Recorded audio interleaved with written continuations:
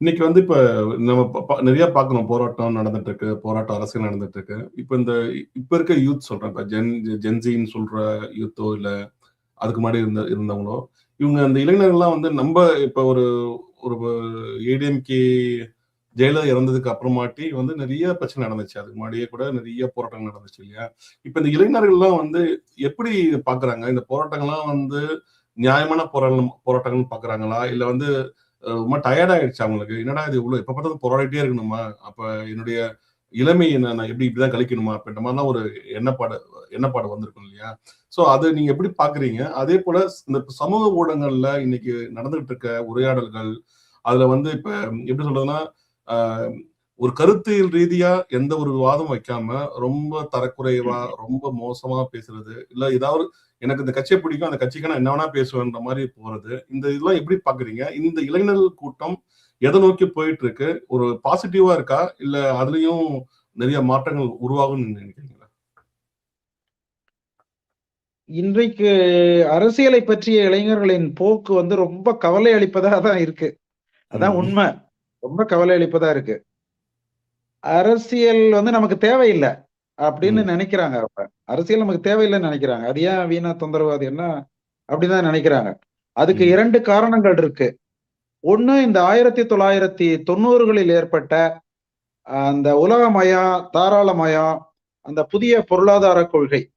ம். அதன் அடிப்படையில கார்ப்பரேட்டுகள் அவங்க தான் வந்து ஆ ஒருத்தர் என்ன படிக்கணும், என்ன வேலைக்கு போகணும், என்ன உடை உடுத்தணும், என்ன உணவு உண்ணணும், இதெல்லாம் அவங்க தான் முடிவு பண்றாங்க. ம். அந்த கார்ப்பரேட் அவர்களுக்கு ஆதரவான அரசியல் மக்கள வந்து ஒரு நாட்டின் குடிமக்கள் அப்படின்றத மாற்றி, அவங்க ஜஸ்ட் கன்சியூமர்ஸ் அவ்வளவுதான். இந்த சந்தையில பொருட்கள வாங்குறவங்க. அந்த நிலைமைக்கு அவங்கள கொண்டு வந்துட்டாங்க. இந்த கன்சியூமரிசம் அப்படின்னு சொல்லுகின்ற அந்த பயன்பாட்டுவாதம். நம்ம நெறைய சம்பாதிக்கணும், நெறைய பொருட்கள வாங்கணும், வாழ்க்கைய அனுபவிக்கணும். அப்படின்ற உளவியல இந்த புதிய பொருளாதார கொள்கை, இந்த கார்ப்பரேட்டுகள் கையில இருக்கின்ற அந்த ஊடகங்கள், அ இதெல்லாம் ஏற்படுத்திட்டாங்க. ம். இது மிக முக்கிய காரணம். அதனால பெரும்பான்மை இளைஞர்களுக்கு இன்னைக்கு அரசியல்ல அக்கறை இல்ல. இது மிக மிக மோசமான போக்கு. மிகப்பெரிய அச்சத்தையும், கவலையும் நமக்கு ஏற்படுத்துது. இதுல திராவிடம் மிக முக்கிய பங்காற்றி இருக்கு. அத நான் சொல்ல விரும்புறேன். ஏன்னா ம். கருணாநிதி ஐயா முதல்வரான பிறகு என்ன செஞ்சாருன்னா, எந்த மாணவர்கள் அரசியலை வைத்து இந்திய எதிர்ப்பு போராட்டத்தின் மூலம் ஆட்சியை கைப்பற்றினாரோ, அந்த மாணவர்களின் அரசியல் ஈடுபாடு தொடர்ந்தால், தன்னுடைய தவறான அரசியலுக்கு எதிராக அவர்கள் கிளர்ந்து எழுவார்கள்.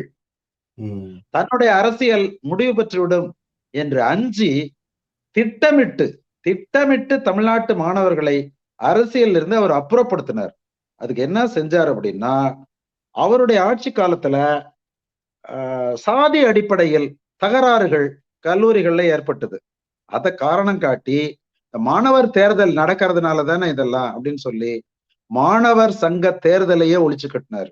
இதெல்லாம் ஆமா. ரொம்ப திட்டமிட்டு அவர் செஞ்சது. திட்டமிட்டு செஞ்சார்.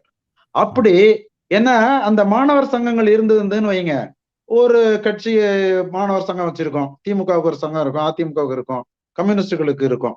அப்ப அரசியல பேசுற வாய்ப்பு கிடைச்சது. அத கிடைச்சிருக்கும். திட்டமிட்டு ஒழிச்சு கட்டினாரு. மாணவர்களை அரசியலில் இருந்து கருணாநிதி அப்புறப்படுத்தினார். புதிய பொருளாதார கொள்கை கொஞ்சம் நஞ்சம் ஆர்வம் இருந்தவங்களையும் ஆர்வம் இல்லாம செஞ்சிடுச்சு.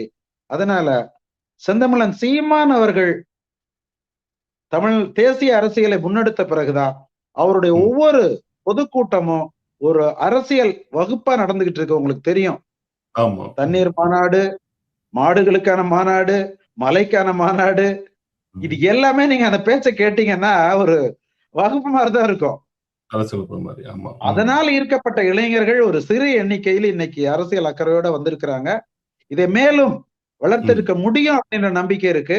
ஏன்னா இந்த நெருக்கடிகள் இந்த புதிய பொருளாதார கொள்கையினாலும் திராவிட ஒன்றிய அரசு அதை செயல்படுத்துவதாலும் அதற்கு திராவிட அரசியல் ஒத்துழைப்பதனாலும் ஏற்படக்கூடிய நெருக்கடிகள் ம். செந்தமிழன் சீமான் அவர்களுடைய பேச்சில் உள்ள உண்மைத்தன்மையை இளைஞர்களுக்கு உணர்த்தி அவர்களை இந்த அரசியலின்பால் கொண்டு வரும் அப்படின்ற நம்பிக்கை எங்களுக்கு இருக்கு. சிறப்பையா! சிறப்பு. அருமை.